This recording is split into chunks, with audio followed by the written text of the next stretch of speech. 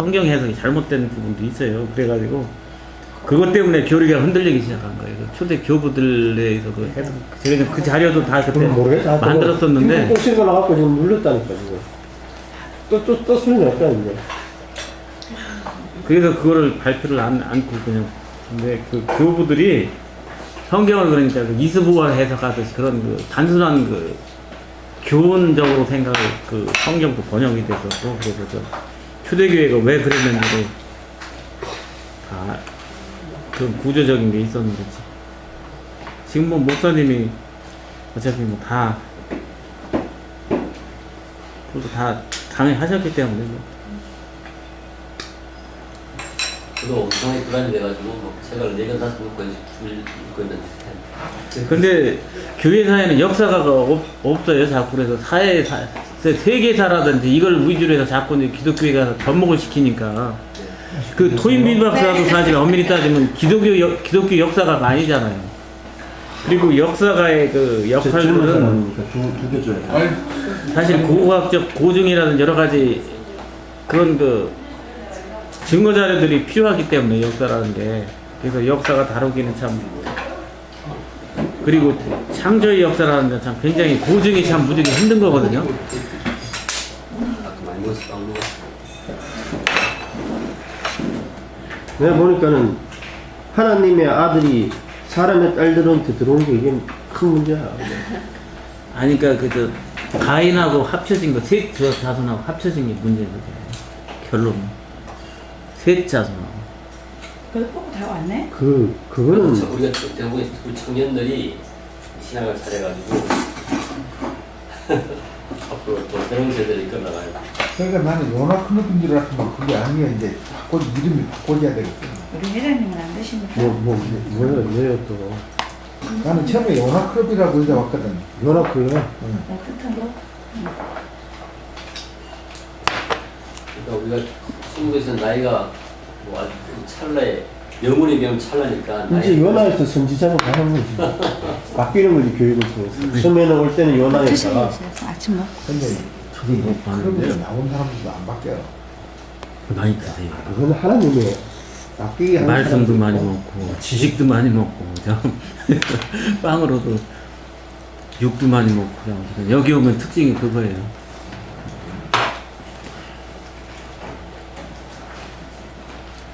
그래서 이 신학교가 교가는 자가도 굉장히 다 훌륭하신 분들이에요. 현역으로도 다 교수님이시고요.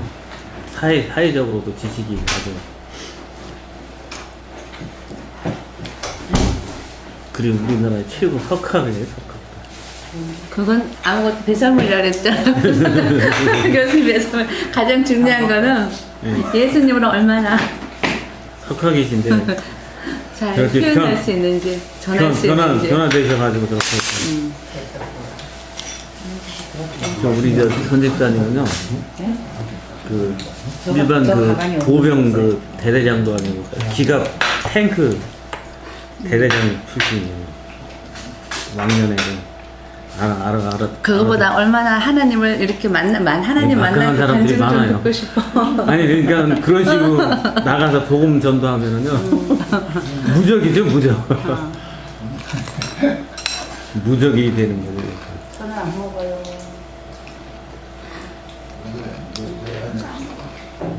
이거 나중에 그 맛있는 걸 왜 안 먹었을까 후회하실 텐데.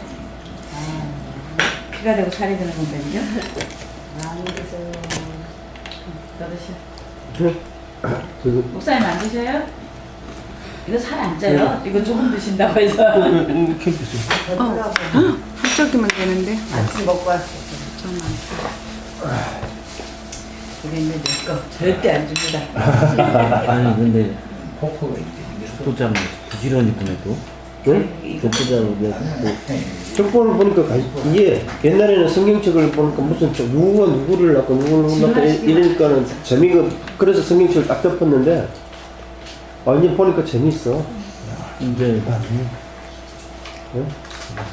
어떤 분이 그 얘기하더라고요. 성경의 글씨가 검정과 흰색인 줄 알았는데 그게 아니더래요. 말씀이 아직도 까만 건 걸치고 하얀 건 중인데. 근데 아니래. 말씀은 정말 살아있는 그 움직임을. 노아가 아담의 10대 손이고 아브라함이 20대 손이고 다윗이 아담의 33대 손이더라.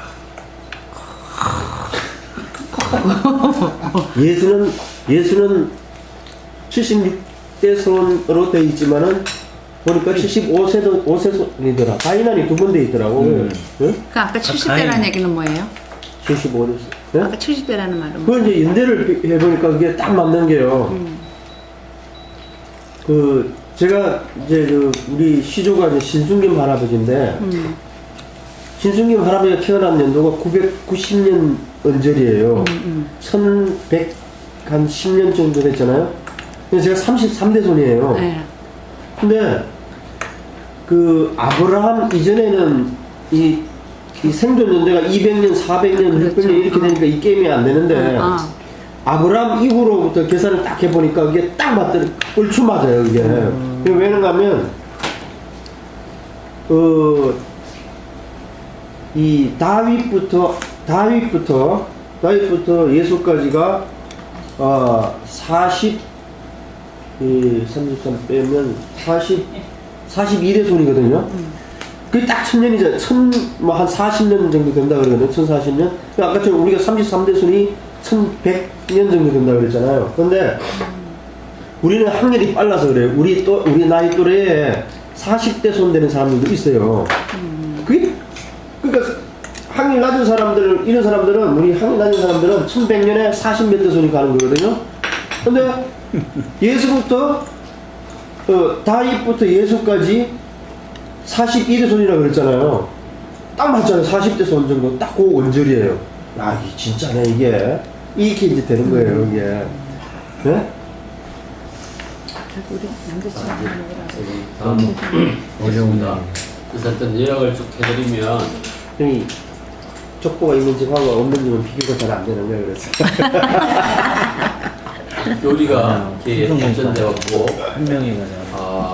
그래서 할수 충분히. 어떤 로마 제국에서 이렇게 시작했는데 그 로마 제국이 멸망을 해요. 멸망하면서 독립왕국이 많이 생기는데 이렇게 생기면서 이제 이 왕국이 막 생기면서 왕국들한테 몸이 쫙 전해집니다. 중세에. 그러면서 이 동시에 또한 그 교황을 중심으로 한 일단 일종의 뭐 교황 국가라고 할 수 있죠. 그런 게 생겨요. 그래서 그게 또 막 부패하면서 수도원들이 생기고 이런 것들이 이제 새로 일어나는데, 그래서 이 중세에는 아까 말씀드린 것처럼 이 야만인들 이 표현도 이게 사실은 이게 적합한 표현은 아닌 것 같은데 그 민족들이 어떻게 이동하면서 어떻게 전도가 되는지를 쭉 적어 놓은 거죠. 근데 거기에 보면 중국의 흉노족이 또 서방으로 이동하면서 그것이 게르만 민족으로 움직여서 게르만 민족이 로마 제국을 접수를 해버립니다. 근데 사실 제가 최근에 왔는데 그 독일 민족이 대단한 민족이더라고요. 그래서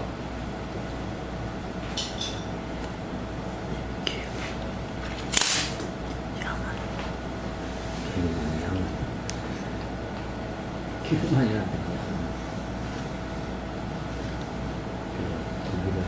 영국은 해적. 스페인도 해적. 그래서 이제 각 종족들 별로 뭐 무슨 족 쪽이 나와 있는데 우리가 중요하게 봐야 될 게 이제 게르만족 같아요. 게르만족이 보면 이 게르만족 중에 오토 바케르라는 사람이 로마 제국을 멸망시키게 하면서 좀 나오는데 뭐 우리 구체적으로 어떤 민족이 당한 건 또 나중에 그건 또 다른 분야지만 하여간 이 각 민족들이 어떻게 형성되고 그 민족들이 어떻게 또 전도가 됐는지를 쭉 이제 보는 것이 우리 관점, 예수님 왕인 관점에서 볼 수 있을 때 이번에 누가 구원됐는가 중요한 건데 그렇게 이쪽에 나와 있고, 나중에 제가 저도 이거 받아가지고 계속 나름대로 이제 전도사님은 책 한 권 해가지고 이렇게 대화를 했는데 저는 책을 보면서 이게 성령의 관점에서 다시 이제 정리를 하거든요. 그래도 제가 완벽한 건 아니니까 여러분도 또 사실은 여러분들이 이거 준비해서 발표하시면 제일 좋아요. 여러분이 발표하셔야 공부가 되거든요. 제가 보니까 그래요. 저도 옛날 배울 때보다는 제가 지금 발표할 때가 훨씬 더 많이 배우게 된 것 같아요. 그래서 제가 또 하는 포인트는 이 게르만 민족을 전도한 울필라라는 사람이 있는데 이 사람은 이 할아버지가 전쟁 포로로 고토족에, 이 고토족도 게르만족의 일족이에요. 그래서 노예가 됐는데 그래가지고 그는 그 딸이, 그러니까 할아버지 딸 울필라의 엄마겠죠. 고토족과 결혼해가지고 기독교를 전파하고 이 엄마의 아들이 불필라인데 세례를 받고 이 사람이 성경을 고토로 번역합니다. 그렇게 해가지고 게르만 민족이 다 전도가 되는데 이 사람이 완전한 사람이냐? 그 사람이 그렇지 않아요. 이 사람 아리우스파로서 정통에서 벗어난 사람이에요. 이렇게 그러니까 이렇게 전도가 되는데 무조건 전도가 되는 거죠. 완벽한 전도가. 그러니까 그게 나중에 전체적으로 문제가 많이 이렇게 일어나겠죠. 그래서 이제 종교에게 나중에 오게 되는 거죠. 하여튼 하나님께서 이렇게 쓰신다는 것이죠. 놀라운 일이죠. 그래서 우리가 지금도 우리가 완벽해서 복음을 전하면 좋지만 안 그럴 수도 있어요. 여러분 아는 만큼 전하세요. 아멘. 왜냐하면 예수님이 하나님이 왕이시니까 그렇다고 뭐 이단을 전하면 물론 안 되겠죠. 그걸 우리가 여기서 그렇게 하지 않기 위해서 와서 배우는 것이죠. 그렇죠? 그렇지만 반나가 완전히 몰아서 전달하지 못해. 그건 아니라는 것이죠.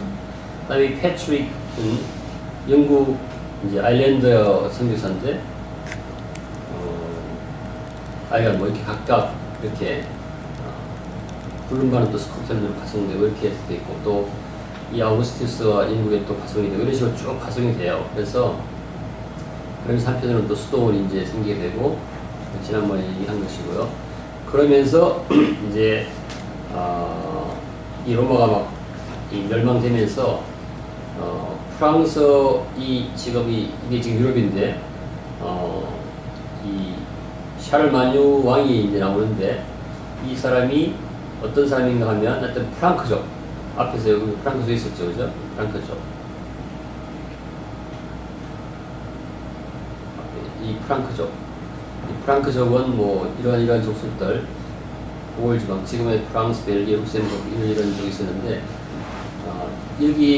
여기에 프랑크족의 왕이 이제 그 샤를마뉴 대제인데 이 프랑크족하고 교황청하고 일종의 그 딜이 이루어져요. 말하자면 그때 이 프랑크족이 이 준체를 다 통일합니다. 이렇게.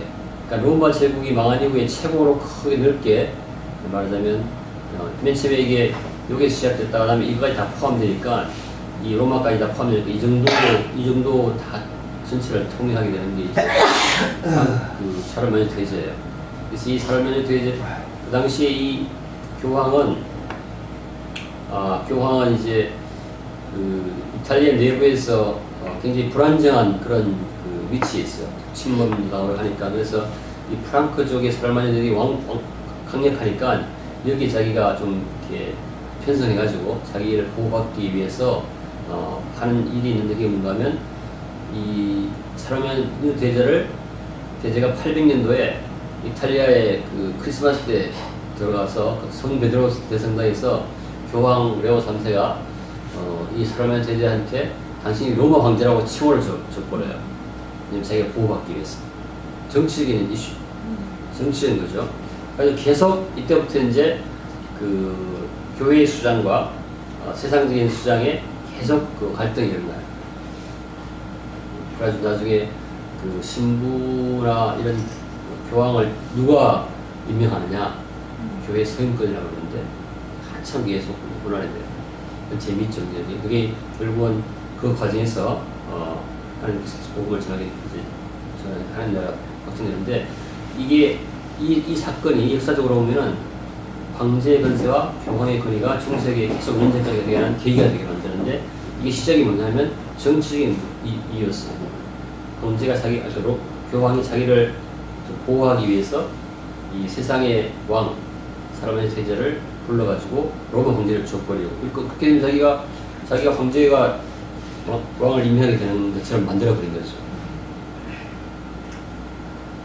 그래서 이제 이 샤를마뉴 대제가 이 시타의 도성이라는 아까 아우슈트 책 하나님의 도성 그래서 이거를 이 신정 정치에 대한 개념이 그 어떤 비전인데 이걸 건국 정신으로 만들어가지고 다 그렇게 만들어요. 그래서 뭐 11조를 의무화하고 주일 모든 민족은 모든 백성은 다 11조. 지금도 독일은요 11조 그냥 그대로 세금에서 나갑니다. 바로 봉급에서 11조가 나가요. 바로 지금도. 저기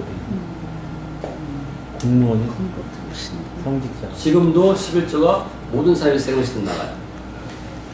그러니까 이런 것들을 이제 이 살만이 제일 때 시작했어요. 11조 의무화, 주일 엄수, 휴식. 이거 안 하면 어떻게 했냐? 파양시켜요. 그래서 이 살만이 제가 뭐 굉장히 신앙이 좋아서 그런 게 아니라 하여튼 자기는 이제 예수 그리스도 믿으면 복 받는다. 그래가지고 나라를 그런 복 받는 방법으로 통치하겠다는 것이죠. 그게 이 세타의 도성을 이용해서 그렇게 하다 보니까 교회를 옹호할 수밖에 없겠죠. 그렇지만 다 잘한 게 아니에요. 교회 핍박하기도 하고 막 그러는데 하여튼 자기 나름대로 그런 걸 이용한 거죠. 그래서 그때는 폭력을 사용해가지고 하루에 4,500명을 참수시키고 화형도 시킨 그런, 그래서 뭐 교회 침입자라든지 뭐 성직을 해치한 자라든지 뭐 40일간 고객문 잡아서 다 죽이고 이게 말이 안 되는 일들을 많이 한 거죠. 자기 나름대로는 뭐 굉장히 부흥을 시켰다고 그러는데 그래서 자기가 이 시대를 그 왕조의 르네상스라고 얘기할 정도로 학문적인 것도 굉장히 발전을 시키고 그 다음에 문예도 부흥시키고 많이 했어요. 그래서 이게 이제 그 왕조의 어떤 그런 얘기를 하는 거고 그때 여러 가지 그 교회법을 만들어서 그 교회법을 캐논이라고 그러는데 그 캐논이 그 종류가 있어요. 예를 들면 뭐 2주마다 신자들을 위해서 설교해야 된다. 이런 식으로 다 정해가지고 그대로 따라하게끔 일반인들이 알기 쉽게 설계해야 된다. 가난한 병자를 위해서 뭐 병원을 마련해야 된다. 이런 것도 다 정해가지고 공정 학당도 세우고 중요한 건 기적뿐만 아니라 평신도들도 같이 배우게 하고 그 당시 라틴어, 신학 이런 것들 배우게 하고 그래서 이 사르마니 대제가 수도 원장에게 뭐 학당을 두게 해가지고 이때 어떤 정신문화의 초석이 생기기도 하고 이런 것이 사르마니로서는 가장 큰 어떤 그 공헌이 있게 되죠. 근데 이제 그렇지만 이 사르마니가 엄청나게 또 나쁜 일도 많이 했어요. 그래서 자기 나름대로는 열심히 했지만 어떤 하여튼 나중에 이제 한번 읽어보시고 그 다음에 이제 이게 왜 중요한가 하면 중세의 사르마니 대제가 워낙 똑똑한 사람이어서 그 아들들이 이걸 다 감당을 못해. 그래서 이제 나중에 이제 나눠지는데 장남, 차남 이렇게 나눠져요. 나눠져가지고 아까 큰 제국이 다 나눠지는데 거기서 이제 프랑스와 독일이 오늘날의 프랑스와 독일이 나눠지는 거예요. 그래서 그 얘기가 있고 그래서 사이에 또 이제 노만족이 침입해가지고 북쪽에 노르망디 왕국을 세우게 되고 남쪽에서는 사라센이 침입하고 황가족이 침입해가지고 엄청난 혼란이 막 생기게 돼요. 아까 그 세명제가 그러는 사이에 곳곳에서 공문제도가 갑자기 발생해가지고 영주들이 나오고 이때가 이제 굉장한 암흑기로 변해버립니다. 그때가 이제 911년인데 그러면서 또 교황권이 엄청나게 타락을 해요. 여기 보시면 뭐 하여간 엄청난 일을 해요. 이 교황이 로마 감독에게 다 복종하라 뭐 이런 식으로. 근데 그때도 이제 로마 교황권이 굉장히 크게 되지만 로마 제국의 수도인 로마에 있었다는 그런 것 때문에 또한 여러 가지 리더들이 좀 똑똑한 사람들이 있었고 베드로와 바울의 순교지라는 그러한 특성 때문에 로마를 중심으로 이제 나오는데 여기 보시면 얼마나 엄청난 얘기를 하냐면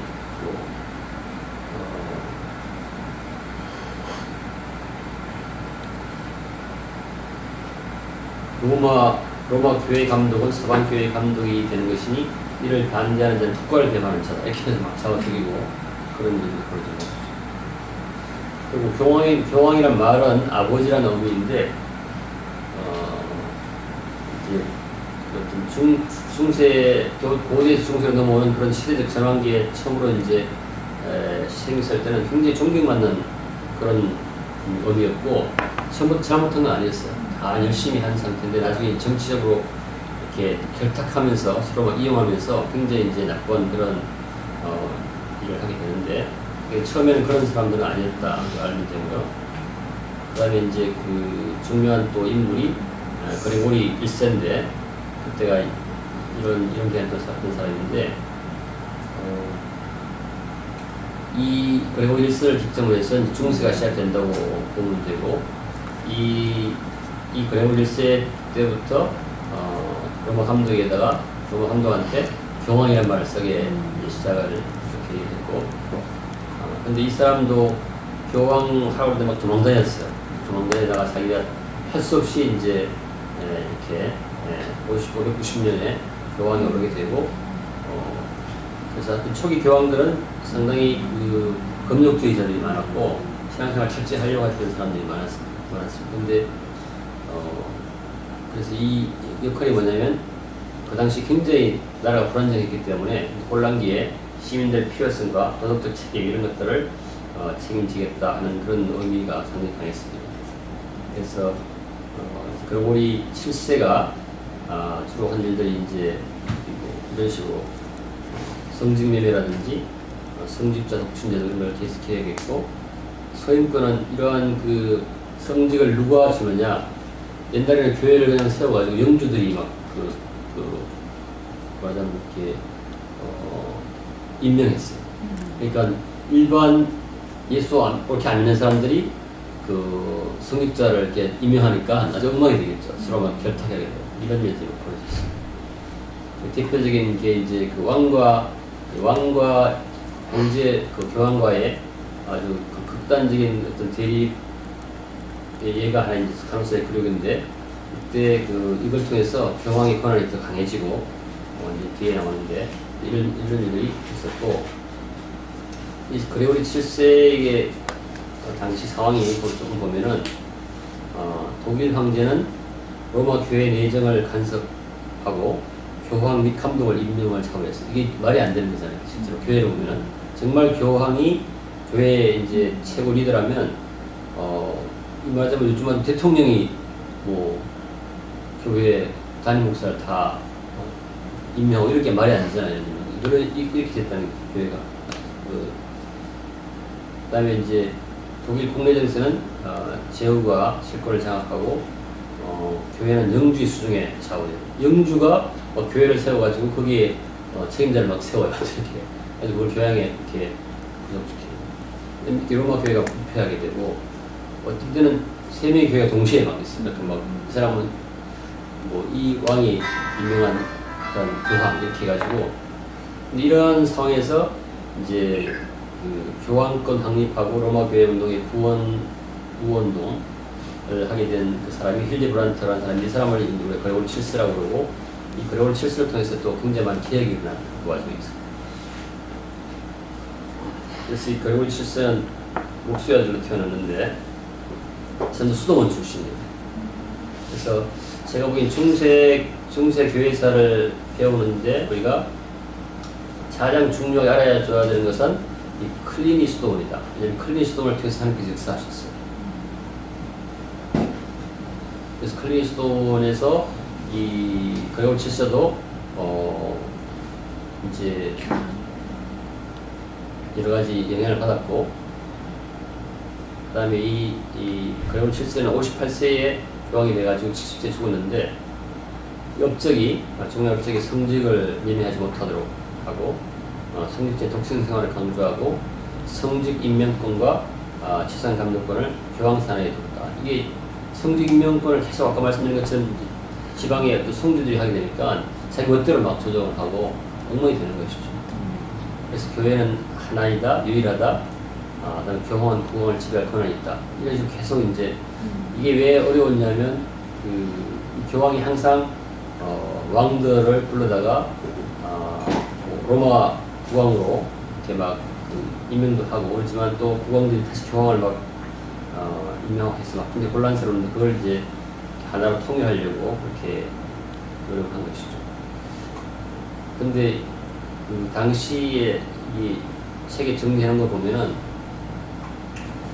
로마 교회에 복종하는 것은 모든 인간의 구원이 필수인 것이다 이렇게 하는 거예요. 이게 당시 로마 교회를 세우는 관점이 좋지만 이게 말도 안 되는 얘기잖아요. 그래서 하나님과 사람 사이에 로마 교회를 둔 거예요. 그래서 나중에 이런 것들이 이제 십자군으로 연결되고 그래서 면제물로 팔게 되고 이런 과정을 통해서 이제 종교개혁의 씨앗이 쌓게.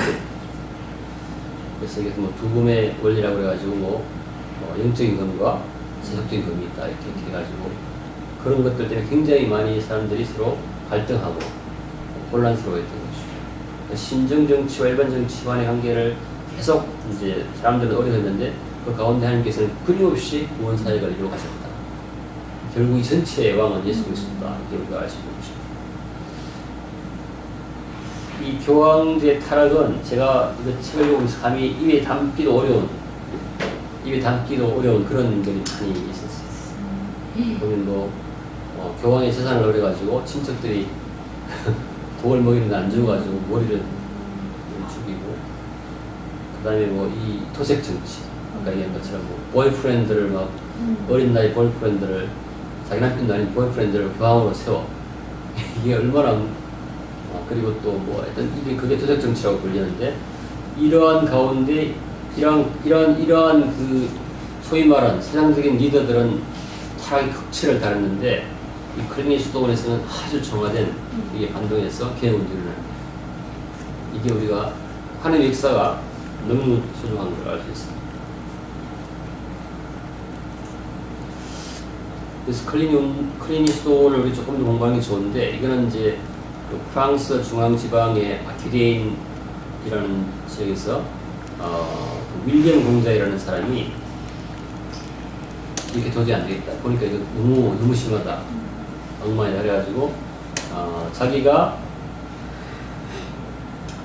외부로부터 간섭이 없는 그러한 그 규율을 이제 지난번에 배운 베네딕트 규율을 만들어가지고 설립 초기부터 원장의 선출을 완전히 자기들이 할 수 있도록 이렇게 어떤 영주나 이런 사람이 아니라 그 믿음 공동체에 대해서 자기들의 신앙 고백에 따라서 원장을 선출할 수 있도록 했는데 굉장히 훌륭한 원장들이 초기에 많이 나왔어요. 그래가지고 이것이 기독교의 하나님께서 귀하게 사용하시는 그러한 그래서 이것은 귀족의 지배나 대주교의 감독에서 벗어난 순수 신앙 공동체를 유지할 수 있었던 그런 중세 그 교회사의 핵심 중심을 그리고 있는 그런 걸 볼 수 있겠죠. 그래서 이것이 수가 그래서 심지어는 12세기에는 유럽 전체에 1,500개가 있었다고 해요. 엄청나죠. 네. 그래서 사람들이 이러한 수도원을 보고 소망을 갖게 됐고, 그래서 많은 사람들이 존중하게 됐고, 그래서 많은 그 군주들이 또 이걸 보면서 유산을 제공하게 됐고, 그래서 이제 일부 약간 약간 세상적인 그런 부분이 잠시 물들게 됐었는데 하여간 이 기본적으로 충실하게 순수하게 그런 신앙생활을 하면서 또 자매 수도원도 만들어가지고 나중에 결국은 수도세 국가 유럽이 이 정도까지 이렇게 됐습니다. 그래서 여러분들이 중세 교회사에 배웠던 클리니 이 수도원을 꼭 기억해 둬야 될 하나님이 사용하신 귀한 그런 곳입니다. 그래서 완벽하지 못했지만 교회 본연의 원칙에 상대적으로 충실한, 그래서 주로 성무에만 집중하는, 왜냐하면 위에서 누가 간섭받지도 않고 주위의 영주들도 간섭하지 않고 오직 성무가 주로 기도와 예배. 그래서 돈을, 근데 한 가지 문제가 뭐냐면 항상 돈이 나오는 문제인데 이렇게 하니까 사람들이 많이 헌금을 해. 그래가지고 나중에는 가끔 호화롭고 거창한 종교의식을 가지는 그런 분들이 있었는데 그렇지만 대표적으로 한 100년 동안 계속 이 클리니 수도원이 유럽 전역에 새로운 신앙 모습을 하나의 모델을 제시한 그런 귀한 하나님께서 쓰시는 팀이 됐었죠. 그래서 이 당시에 이제 이 클리니 수도원이 오늘날 우리 교회에서 이런 부분이 좀 부족한 것 같아요. 교회에서 예배를 드리는데 여기 보면은 워낙 교회가 부패했기 때문에 교회가 이렇게 해서 안 된다 그런 욕구가 있었고 자체적으로 이게 뽑았기 때문에 위에 타락한 그런 그 교황들이 이렇게 밑으로 내려오지 않고 아주 훌륭한 원장들을 이제 뽑을 수 있었고 그러한 초대 원장 중 이런 사람들이 뭐 베르노, 오도 뭐 이런 사람이 있어가지고 개혁 운동이 잘 진행될 수 있었고 그것이 전 유럽 전역의 수도원 개혁의 기폭제가 되어서 프랑스, 라오스, 이태리, 독일, 영국까지 수도원 개혁 운동의 시대를 불러일으켰다. 그래서 우리가 지금 여기서도 계속 교회 개혁을 얘기하고 있는데 개인의 개혁을 얘기하고 있는데 항상 예수 그리스도 우리 왕 그 관점에서 하나님께서 어디를 쓰고 계신지 한국 교회도 지금 어디를 쓰고 계신지 누굴 쓰고 계신지 반드시 기억하면서 그곳에 있는 게 중요하다. 우리 신학운동 그렇게 되기를 바랍니다. 아멘. 할렐루야. 아멘. 네.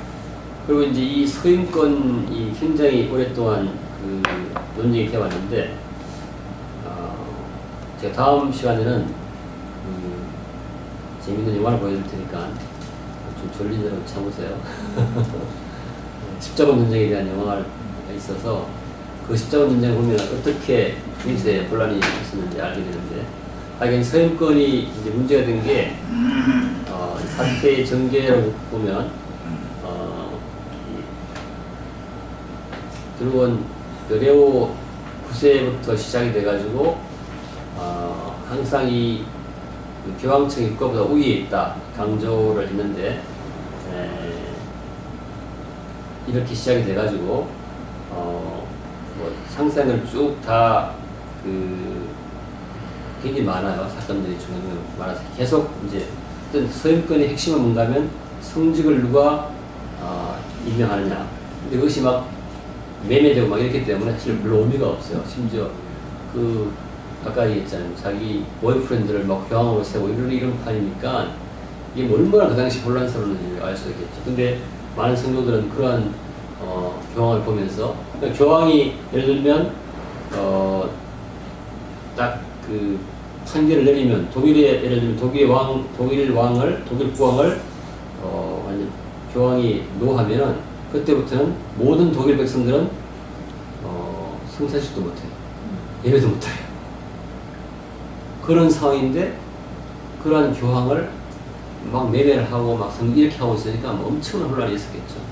그래서 그거를 다 우리가 뭐 구체적으로 알 필요가 제가 보기엔 없는 것 같고 다만 어떻게 하나님께서 역사하시는지 그걸 우리가 알면 될 것 같은데 이게 전형적으로 그 인간의 죄의 결과 어떻게 나타나는지 오늘날도 마찬가지입니다. 오늘날도 깨어있지 않으면 이런 문제가 항상 발생하게 돼요. 그래서 이제 그 교황청 계획을 하면서 뭐 성중미라는 게 뭐냐? 그러니까 뭐 왕이 예를 들면 왕이 성직자를 임명하는 것을 즉 매매로 볼 수 있다. 뭐 이런 식으로 막 이제 얘기를 하면서 아주 어떻게든 간에 교황 선출 원칙이 내부의 추기행단을 규합해서 이제 해야 된다 하고 hildebrandt부터 시작했는데 이때 원칙이 지금까지 교황 선출 원칙이 됩니다. 지금도 교황 선출 이렇게 하고 있어요. 내부의 추기행단이 교황을 선출하도록 외부에 이제 세상적인 그런 것을 막고 내부적으로 하겠다 이렇게 했습니다. 그래서 이렇게 된 과정에서 계속해서 점점 더 교황청의 권한이 강조되어가는 그러한 과정이 되어 있고 이 원칙은 오늘날도 그대로 되어 있는데 잠깐 읽어보세요. 별로 중요한 건 아니지만 교황의 죽음과 동시에 후보자를 선출한다. 로마의 선출자들 가운데 적절한 인물을 선출한다. 장수는 추기행단에 결치한다. 선출된 교황은 취임 이전에도 완전한 권한과 기능을 행사한다. 신성 로마 제국 관계의 어기는 존중한다. 이렇게 이제 되어 있는데 하여간 이러한 교황이지만 그렇게 엄청난 그 비리에 추잡한 것에 어떤 인간의 제 모습이 그 교황 선출의 과정에 있었다.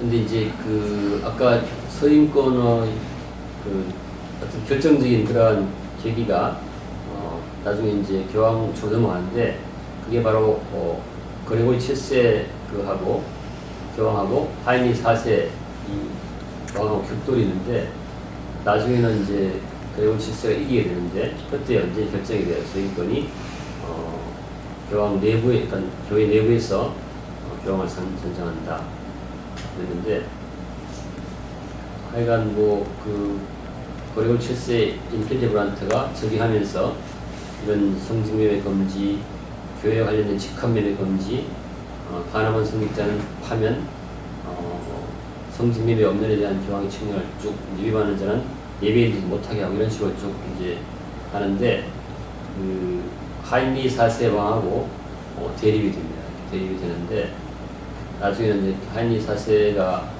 어떻게 되냐면 겨울인데 이 교황 앞에가 찾아가지고 3일 동안 문 앞에 서가지고 불복을 해요. 그걸 카노스에 이제 불복이라고 하는데 그렇게 하면서 그 당시도 사실 하인리가 뭐 굉장히 그 일부러 그런 게 아니라 내부 반란이 일어나가지고 할 수 없이 정치적으로 할 수밖에 없는 상황이 된 거예요. 미국은 이게 모든 걸 하나님 하시는 걸 알 수가 있어요. 자기가 뭐 굉장히 은혜를 받아가지고 교황한테 무릎 꿇는 게 아니라 정치적인 상황으로 내부 반란 때문에 할 수 없어서 이제 수긍하게 되는 그런 그렇게 되고 그래서 이제 그걸 바탕으로 해서 이제 하이니 4세가 뒤에 있는 것처럼 완전히 굴복해서 교황이 이제 선포하게 되는데 어떤 주교나 수도 원장도 세속적인 통치자로부터 소임을 받아서는 안 된다. 이때부터 이제 완전히 결정이 되고 그때 교의가 이제 발표되는데 로마 교회는 오직 하나님 위해서만 설립될 수 있고 로마 교황만이 보편적 존재. 이거를 사실로 받아들이지 마세요. 이건 그냥 그 당시의 교의입니다. 잘못된 거예요. 황제를 폐일시킬 수 있는 권한이 있다. 교황한테. 그럼 뭐 우리나라로 말하면 지금 하면 교황이 박근혜 등 하지 마. 그러면 교황은 아무에게 판단받지 않는다. 이게 엄청난 잘못된 거지 않습니까? 이거면 교황은 본래 오리를 봉헌성 존재. 이 말도 안 되는 얘기잖아요. 네. 말도 안 되는 얘기죠. 교황만이 백성을 위한 군대적 세금. 이게 그 당시에 이런 과정을 거쳐서 나중에 종교에 이르게 됐다. 이런 것을 아시면 돼요.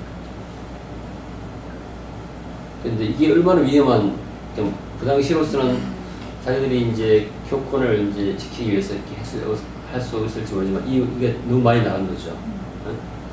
교황은 본래 오늘 공화성 존재다. 하나님이라고 써요. 예수님이라고 써요. 이게 말이 안 되는 거죠. 책에는 그런 말이 없지만 제가 보기에는 이 말이 안 되는 거예요. 그래서 이걸 그대로 받아들이면 우리는 큰일 나는 거죠. 그 당시에 이러한 일이 있었다. 왕은 항상 예수 그리스도다. 아멘. 중요해요. 그래서 하이니 4세가 불복해가지고 그레고리 7세가 왕하지만 폐위시켜요. 그래가지고 야단이 났어요. 그래가지고 보면은 뭐 성무금지. 그래가지고 성무금지가 내려지면 어떻게 되냐면 유아 세례도 못 받고요. 젊은이 결혼식도 못 해요. 종부성서도 못 받고 죽었을 때 예배도 못 드려죠. 이렇게 엄청난 이제 그래서 보면 뭐 교황이 이제 이걸 파문시키면 뭐 상인이 파문되면 가게도 못 사업도 못 하고 영주가 파면당하면 백성이 복종할 의무가 없었어요. 이렇게 되니까 이것이 이제 중세로 하면서 이게 이제 완전히 하나님과 사람 사이에 피조물이 중간에 딱 있어가지고 이렇게 행사하게 되니까 산업이 발전하시는 것도 아니고 상업이 발전하시는 것도 문화 발전하시는 것도 다 이게 종속되어 버리죠. 이런 것들이 종교계에게 어떤 계기를 제공하게 되는 것이죠. 그래서 나중에 이제 하여튼 그 과정을 거쳐가지고 여기 보면 이렇게 됐습니다. 하인리 4세가 눈높이 날것을 넘어가지고 3일 동안 카노사 성문 앞에서 아무것도 먹지 않고 참회복을 입고 용서를 피고 그래서 교회가 교황이 용서해가지고 다시 교회로 받아들이고 몇 달 남편 그게 카노사였고요. 이건지 아주 중요한 그 일이지만 자기가 진심을 한 게 아니고 나중에 보복을 하게 되죠. 그래서 나중에 양쪽 다 죽게 되는데 그래서 그 결과로 이제 서인권이 문제가 완전 최종적으로 이제 해결은 되고, 그래서 황제는 교회의 서임 권리를 모두 수용해서 반지와 지팡이로 서임하는 이렇게 지금 이게 별로 중요한 내용은 아니지만 하여튼 이런 과정을 거쳐서 오늘날 캐톨릭이 이제 시스템이 다 갖춰진 그런 거죠. 그렇지만 그 결과로 어떻게 됐느냐? 그런 결과로 교황권이 계속 강화됐고, 강화된 이 교황권을 바탕으로 해서 십자군 논쟁이 시작됩니다.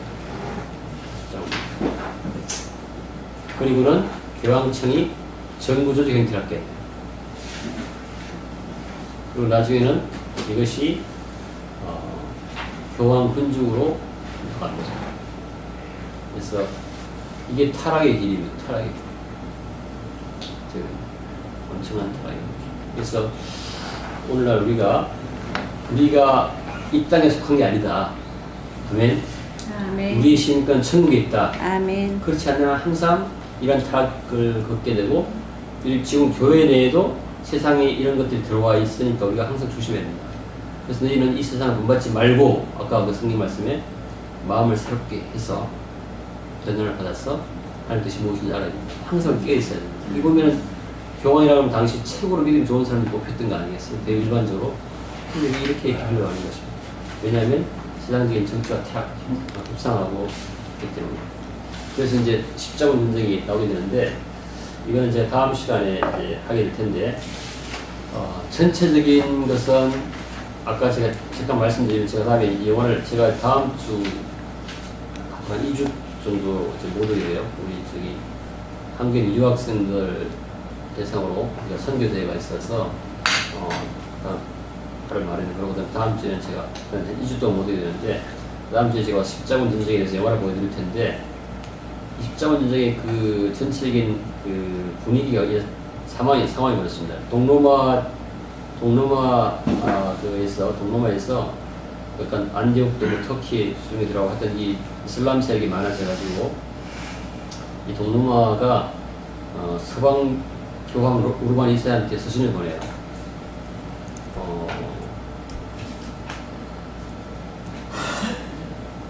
동로마가 지금 전운에 휩싸이고 있다. 그래서 이 교회에 맞서 성스러운 교회를 수호할 운분을 보여. 이게 사실은 진짜 교회를 수호하려는 그런 게 아니고 정치적인 게 상당히 많았다는 거예요. 그렇기 때문에 아주 결과가 안 좋은데, 그래서 이 교도들, 이슬람 교도들이 콘스탄티노플 성비를 몬당을 점령했다. 사실 실제로도 이 당시에 워낙 이 사회가 혼란스러우니까 성지순례가 되게 아주 중요한 일이 됐어요. 성지순례. 그래서 모든 성도들이 이슬람 성지순례를 가야 되는데, 그 성지가 이슬람에 이렇게 포위당하고, 그래서 이제 또 이 동로마 교회가 굉장히 어려울 때 이제 이러한 것 때문에 원문을 보내달라고 해서 1차 원정, 2차 원정이 쭉쭉 생기게 돼요. 동방황제 콤네누스의 편지가 서방 교황의 우르반 2세에게 전달돼가지고 갔는데 내용적 예루살렘 이방인의 손에 들어갔고 다마스쿠스도 터키의 손에 들어가 있었기 때문에 성지를 되찾아야 된다.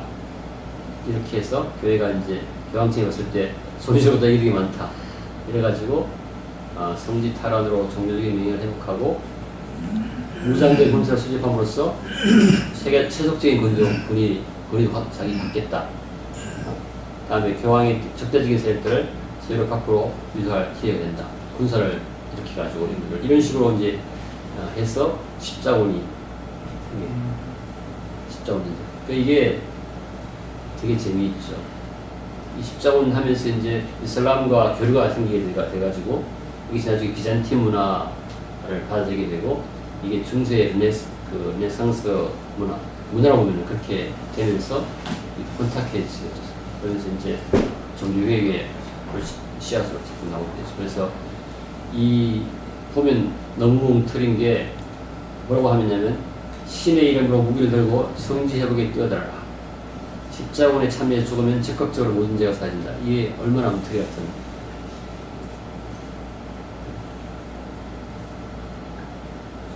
여기서 귀신을 믿는 천박한 민족이 전능하신 하나님을 믿는 민족을 점령한 것이 얼마나 분명했어요.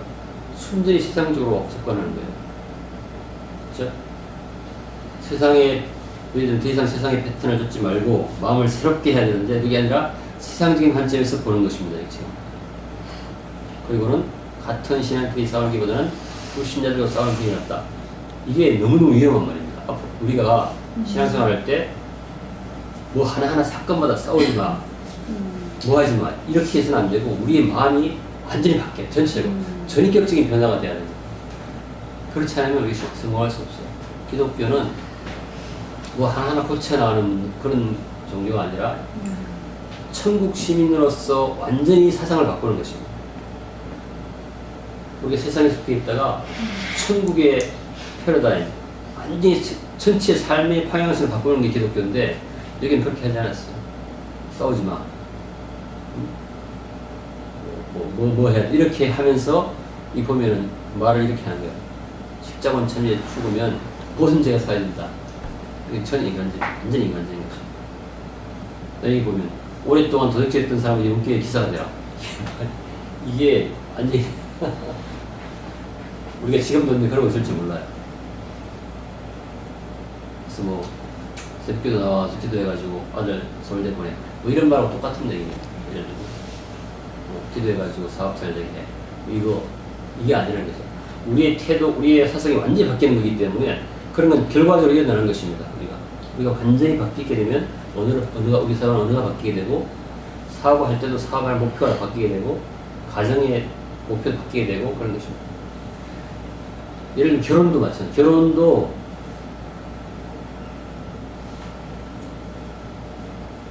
세상 사람들은 행복을 위해서 결혼하지만 성경에서는 결혼이 제대를 삼으라. 이게 제일 핵심이에요. 왜냐하면 천국 가면 결혼이 없기 때문에 여기서 너는 가서 모든 민주로 제자를 삼아 가르치고 이게 결혼에도 적용되는 거죠. 그러니까 그런 것들을 완전히 우리 생각을 바꾸지 않으면 혼란스러운 거죠. 그래서 뭐 결혼 교회 내에서도 할 때 선언순명에서 뭐 아들 딸 낳고 잘 살아야 행복해 그렇게 하면 안 되는 것이죠. 그래서 교회 결혼 주례는 교회 개척 예배가 돼야 돼요. 저는 그렇게 생각합니다. 그러니까 우리가 착각한다는 것이죠. 세상적인 관점을 가지고 다 결혼도 그렇고 사업도 그렇고 교육도 그렇고 그렇게 정의한다. 이게 전쟁도 마찬가지죠. 지금 재밌잖아요. 신앙비 싸기보다는 불신자고 싸우라. 이게 말이 됩니까? 이 말이야. 그래서 지금은 이러한 교회사 공부를 통해서 우리가 관점을 완전히 바꾸는 우리의 관점을 바꾸는 이 마음을 새롭게 하는 마음을 새롭게 해야 변화가 됩니다. 아멘. 그래서 이 신학을 하는 것을 학문으로 해서는 안 된다는 것입니다. 학문으로 할 이유가 없어요. 근데 우리 신학대학의 가장 장점은 무엇이냐면 성경을 가지고 하나님 성경을 가지고 교재를 삼잖아요. 그게 참 좋다고 생각해요. 그렇지 않으면 다른 교재를 갖고 교재 먹고 있으면 그냥 그야말로 또 다른 학문이에요. 무슨 뭐 사회학, 인문학, 그것처럼 신학 이렇게 되어버리고 하는 것이지 여기서 우리가 마음을 새롭게 해서 변화받지 않으면 여기서 우리가 시간을 낭비할 필요가 없다. 그래서 초기에는 평민들이 막 참여하고 범죄들이 참여하고 범죄인들이 기사가 되는 거예요. 이러다가 나중에는 군주들이 참여하게 돼가지고 영주들이 그러니까 교황청은 자기를 반대하는 분들이 막 일어나가지고 그런 사람 다 죽는 거죠. 얼마나 참 재밌는 현상이에요.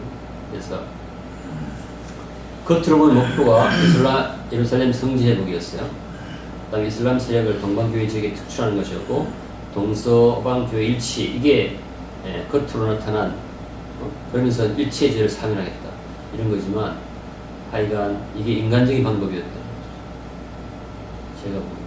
그렇지만 하나님께서는 이것도 사용하셔서 다시 교리를 구체화하시고 구원 역사에 이루시고 그렇게 해나가시는 걸 볼 수가 있습니다. 오늘은 끝까지 하고 제가 조금 더 시간을 좀 많이 했었네요. 그래서 하여튼 여러분들이 이제 숙제 두 가지인데 하나는 전도를 하시고요. 전도하셔서 마음을 새롭게 하셔서 전도하시면 전도해보셔야 이 교회에서 이해가 돼요. 제가 보는 거예요. 전도하셔야 하나님 마음이 이해가 되고 하나님 인정하게 되고요. 그 다음에는 우리가 이 교재가 있는데 교재를 보실 때 우리가 왕국에 속했다 그 관점에서 교회사를 한번 보시면서 공부하셔서 발표를 짧게라도 여러분이 하시는 게 좋아요. 그래야 여러분들이 이제 그 가르치는 관점에서 봐야 하나님의 마음을 볼 수 있습니다. 기도하겠습니다. 하나님 아버지, 아버지 하나님 감사드립니다. 지금 우리가 교회에 있지만 세상의 풍조를 따라가는 경우가 너무 많습니다. 우리가 이제 세상의 풍조를 버리고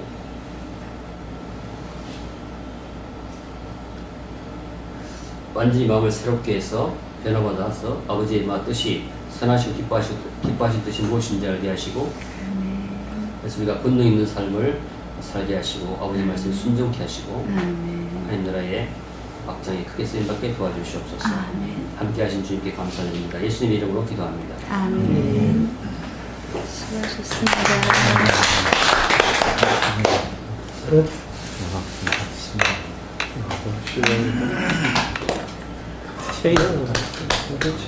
뭐 별로 큰 중요한 의미 둘 필요가 없으신 것 같아요.